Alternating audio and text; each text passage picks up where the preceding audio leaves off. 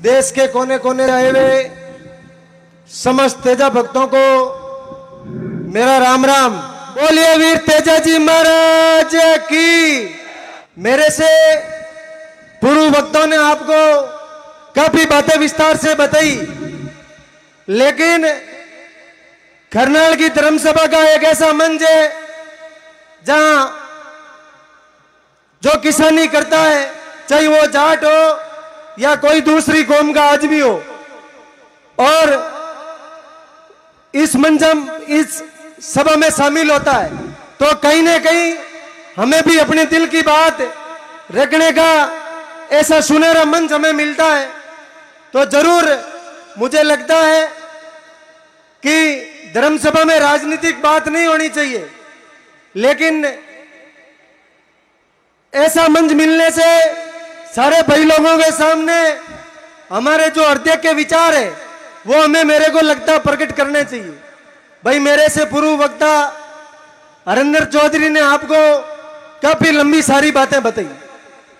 जोधपुर विश्वविद्यालय से आते राजनीति की शुरुआत आप सब लोगों के प्यार स्नेह आशीर्वाद से हमने की।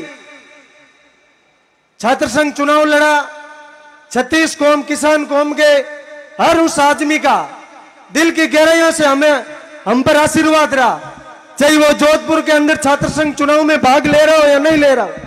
लेकिन एक पूरे भारत के अंदर जोधपुर विश्वविद्यालय का चुनाव सबसे अलग होता है, और कहीं ना कहीं मैं मानता हूं कि जो भी उस चुनाव में भाग नहीं लेता है, लेकिन उसकी मंशा रहती है कि अपना भाई चुनाव जीते, चाहे वो किसी पार्टी संगठन किसी भी गुट से आता हो। तो 2019 का चुनाव, 2022 का चुनाव होने के बाद हम किसी दूसरी जातियों पर लांछन लगाते हैं, लेकिन हमने कभी भी चुनाव के बाद अपने घर के अंदर झांक के नहीं देखा। तो साथियों, मैं आपको मंच के माध्यम से बताना चाहता हूं कि कहीं ना कहीं जोधपुर विश्वविद्यालय के अंदर जो पिछले 2 चुनाव हुए, उस चुनाव के अंदर 2019 का चुनाव मैंने आपके सहयोग से लड़ा था। मैं एक सामान्य परिवार से आता हूं, लेकिन मुझे कभी महसूस नहीं हुआ। लेकिन हमारा दिल तब दुखता है जब समाज के, अपने घर के, परिवार के सदस्य अपनी किसी निजी बातों को लेकर किसी आदमी के संघर्ष को हराता है। बात राजनीति में चुनाव हारने जीतने का मायने नहीं रखती। लोकतंत्र के अंदर हार जीत एक सिक्के के 2 पहलू है, लेकिन दुख तब होता है जब आदमी इतना लंबा संघर्ष करता है, उसके बावजूद भी कुछ लोगों की निजी दुश्मनियां संगठन की वो आदमी झेलता है। चुनाव के बाद हम लोग सोशल मीडिया का दुरुपयोग करके किसी दूसरी जाति पर लांछन लगाते हैं, ये गलत है। क्योंकि पहले हमें अपने घर में झांक कर देखना होगा, वरना कहीं ना कहीं दोनों चुनाव में ऐसा एक पैराग्राफ सेम बन गया कि जब भी किसान परिवार से कोई लड़का आता है, लड़कों का नेतृत्व करता है, और जब चुनाव लड़ता है तो उसका नतीजा विपरीत रहता है।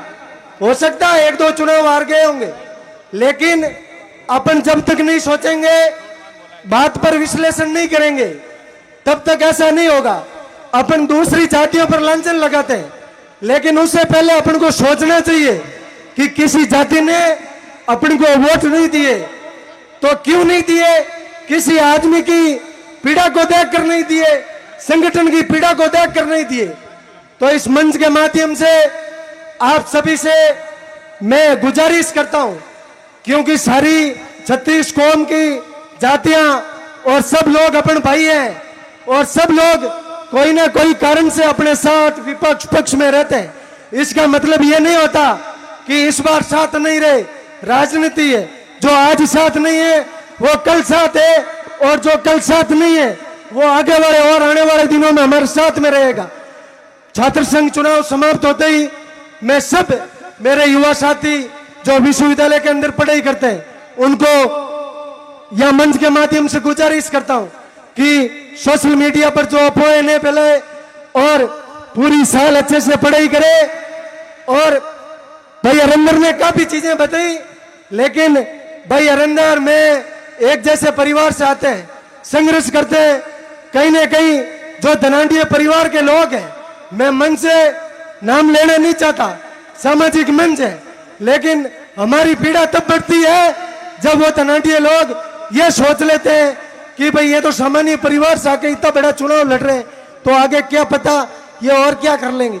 अरे भाई, जब हम भी तुम्हारे भाई है, परिवार के सदस्य हैं, छोटे भाई है, और दुख तब होता है चाहे वो किसी पार्टी संगठन का हो, अपना से अपना परिवार से परिवार का सदस्य हमेशा उम्मीद करता है। तो जो हरिंदर ने भी मजबूती से आपको ये दिल से बात बोली कि भाई चुनाव आ रहे हैं, कोई जिंदगी नहीं आ रहे, राजनीति के अंदर चलता रहता है, लेकिन उन्होंने अपने दिल की बात कही ना कही। लेकिन मैं आपको कहता हूं कि कहीं ना कहीं चाहे आप किसी भी यहाँ 36 कौम के सब अलग अलग संगठनों के लोग बैठे हो, लेकिन हम एक परिवार के सदस्य, ऐसे सामाजिक मंच पर हमारे एक बैठते हैं।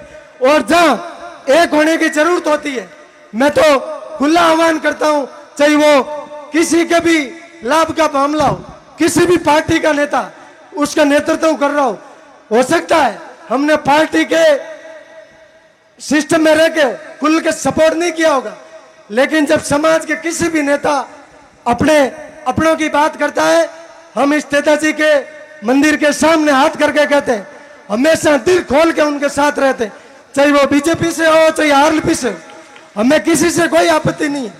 लेकिन आप लोगों को मंच के माध्यम से आह्वान करता हूं, आपका छोटा भाई हूं, कि आगे इन चीजों को याद रखना है और इस मंच के माध्यम से भरोसा दिलाते हैं आप लोगों के लिए हमेशा लड़ाई लड़ी, आगे भी लड़ते रहेंगे, 36 कौम के विद्यार्थियों की हक की बात करते रहेंगे।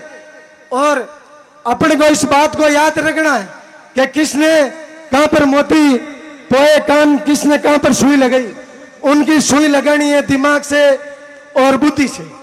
आप लोगों ने मेरी बात को सुना और मैं सोच रहा हूं आप अध्ययन करेंगे, बुलाया, मान सम्मान दिया, समस्त आयोजन कमेटी का बहुत बहुत धन्यवाद। राम राम साहब।